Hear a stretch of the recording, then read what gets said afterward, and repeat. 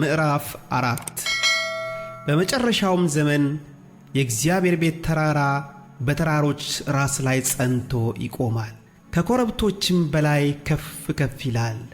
አሕዛብም ወደ እርሱ ይጎርፋሉ። ከጽዮን ሕግ ከኢየሩሳሌምም የእግዚአብሔር ቃል ይወጣልና ብዙዎች አሕዛብ ሄደው ኑ ወደ እግዚአብሔር ተራራ ወደ ያዕቆብ አምላክ ቤት እንውጣ፣ እርሱም መንገዱን ያስተምረናል፣ በፍለጋውም እንሄዳለን ይላሉ። በብዙዎችም አሕዛብ መካከል ይፈርዳል፣ በሩቅም ባሉ በብርቶች አሕዛብ ላይ ይበይናል። ሰይፋቸውንም ማረሻ ጦራቸውንም ማጭድ ለማድረግ ይቀጠቅጣሉ። ሕዝብም በሕዝብ ላይ ሰይፍ አያነሳም፣ ከእንግዲህም ወዲህ ሰልፍ አይማሩም። የሠራዊት ጌታ የእግዚአብሔር አፍም ተናግሮአልና ሰው እያንዳንዱ ከወይኑና ከበለሱ በታች ይቀመጣል፣ የሚያስፈራውም የለም። ሕዝብም ሁሉ እያንዳንዱ በየአምላኩ ስም ይሄዳል። እኛም በአምላካችን በእግዚአብሔር ስም ለዘላለም እንሄዳለን። በዚያ ቀን አንካሳይቱን እሰበስባለሁ ይላል እግዚአብሔር፣ የባከነችውንና ያስጨነቅኋትንም አከማቻለሁ።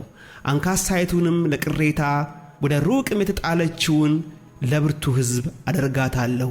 ከዚያም ወዲያ እስከ ዘለዓለም ድረስ እግዚአብሔር በጽዮን ተራራ በእነርሱ ላይ ይነግሣል። አንተም የመንጋ ግንብ ሆይ የጽዮን ሴት ልጅ አምባ ወደ አንተ ትመጣለች፣ የቀደመችው ግዛት የኢየሩሳሌም ሴት ልጅ መንግሥት ትደርሳለች። አሁን ስለምን ትጮኺያለሽ? እንደምትወልድ ሴት ምጥ የደረሰብሽ ንጉሥ ስለሌለሽ ነውን? ወይስ መካሪ ስለጠፋብሽ ነውን? የጽዮን ልጅ ሆይ እንደምትወልድ ሴት አምጠሽ ውለጂ። አሁን ከከተማ ትወጫለሽና በሜዳም ትቀመጫለሽ፣ ወደ ባቢሎንም ትደርሻለሽ። በዚያም ያድንሻል፣ በዚያም እግዚአብሔር ከጠላቶችሽ እጅ ይቤዥሻል። አሁንም ርኩስ ትሁን ዓይናችንም በጽዮን ላይ የሚሉ ብዙ አሕዛብ ባንቺ ላይ ተሰብስበዋል። ነገር ግን የእግዚአብሔርን አሳብ አያውቁም፣ ምክሩንም አያስተውሉም። እንደ ነዶ ወደ አውድማ አከማችቷቸዋልና።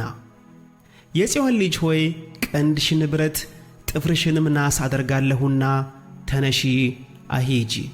ብዙ አሕዛብንም ታደቅያለሽ፣ ትርፋቸውንም ለእግዚአብሔር ሀብታቸውንም ለምድር ሁሉ ጌታ ትቀድሻለሽ።